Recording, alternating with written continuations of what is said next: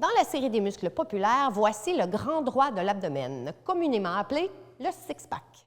C'est un muscle superficiel qui fait partie de nos abdominaux. C'est la couche de nos abdominaux qui est le plus sur le dessus. Il s'étend verticalement de la cage thoracique jusqu'au bassin, donc ses fibres sont verticales. Il possède des intersections tendineuses horizontales très définies qui donnent l'effet des tablettes de chocolat sur le ventre, le six-pack. Mais en fait, on devrait dire notre 8-pack, car il comporte 8 rectangles bien précis.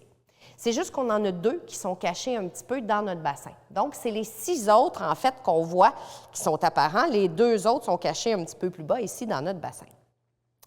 C'est un muscle d'esthétique, puisqu'il est beau à regarder, surtout chez les hommes, parce qu'il est plus visible dû à la composition corporelle des femmes. Le petit gras de ventre cache notre six-pack.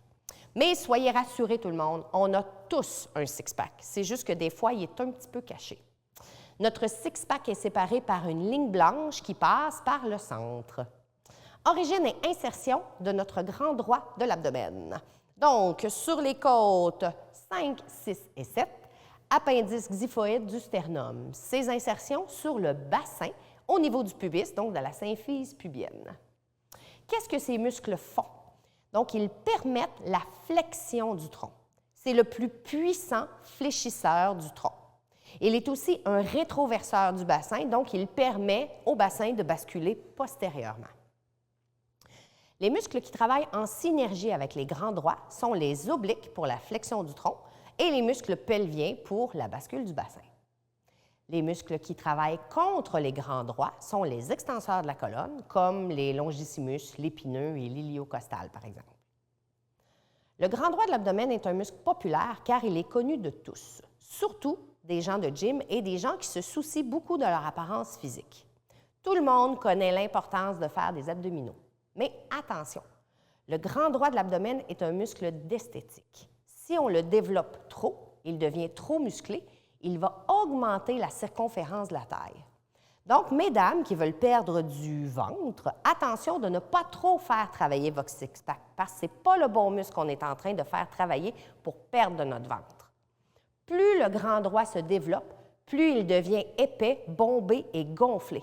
C'est la raison pour laquelle il fait augmenter le diamètre de la taille. De plus, lors d'une grossesse ou d'une prise de poids rapide, le grand droit se sépare. Donc, la ligne blanche qui est située au centre de ceux-ci s'étire et permet un écartement du muscle grand droit que nous appelons une diastase. Il est important de cesser tous les exercices de renforcement de grand droit de l'abdomen lorsqu'on a une diastase. D'entraîner notre six-pack avec une diastase fera en sorte que nos abdominaux ne reviendront jamais à leur place naturelle. Donc, ils vont toujours rester écartés au centre avec un espace mou entre les deux. Ceci compromettra considérablement leur efficacité par la suite. Je vais vous donner des petits trucs pour le grand droit de l'abdomen. Donc, comment est-ce qu'on renforce le grand droit et comment est-ce qu'on étire notre grand droit? Alors, on va commencer par exercice de renforcement qu'on va faire avec notre modèle. Alors, exercice de renforcement du grand droit de l'abdomen. Alors, on va faire en fait des petits mouvements de crunch. Donc, on va commencer avec les genoux fléchis et les 2 pieds bien à plat au sol.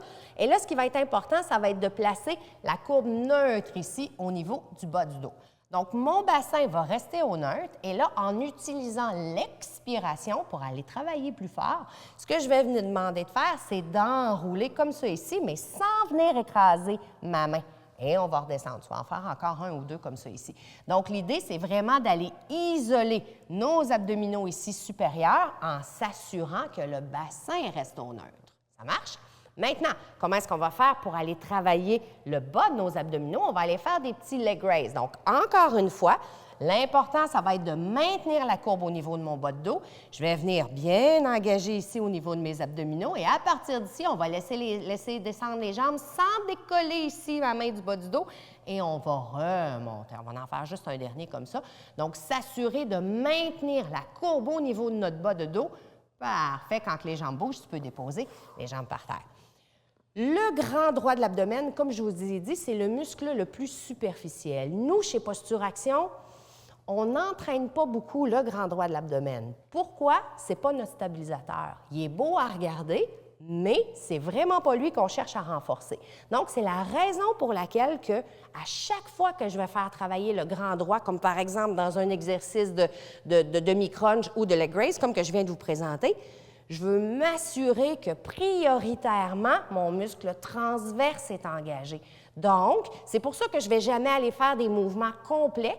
Mon grand droit, c'est mon principal fléchisseur. Je veux travailler tout ce qu'il y a en dessous, donc je ne me rendrai jamais dans mon amplitude complète pour aller travailler mon grand droit. Ce que je veux, c'est essayer de le faire travailler le moins possible pour aller réveiller tout ce qu'il y a en dessous. Donc, c'est la raison pour laquelle que je vous ai présenté un demi-mouvement de redressement et le mouvement des leg raises, simplement pour m'assurer que ce qu'il y a en dessous est bien, bien, bien engagé avant d'aller engager mon muscle grand droit. Maintenant, comment est-ce qu'on va faire pour étirer notre grand droit?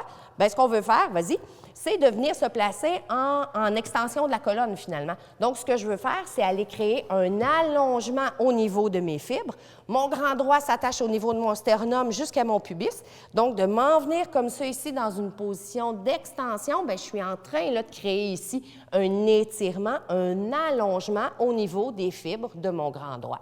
Donc, c'est de cette manière-là ici que je vais pouvoir venir étirer gentiment les fibres du grand droit de mon abdomen. Tu peux relâcher. Alors, souvenez-vous, à chaque fois qu'on vient faire travailler notre grand droit, c'est très, très, très important de s'assurer que tout ce qu'il y a en dessous travaille avant notre grand droit. Donc, on va chercher notre transverse, nos muscles en profondeur, prioritairement au grand droit qu'on cherche à travailler.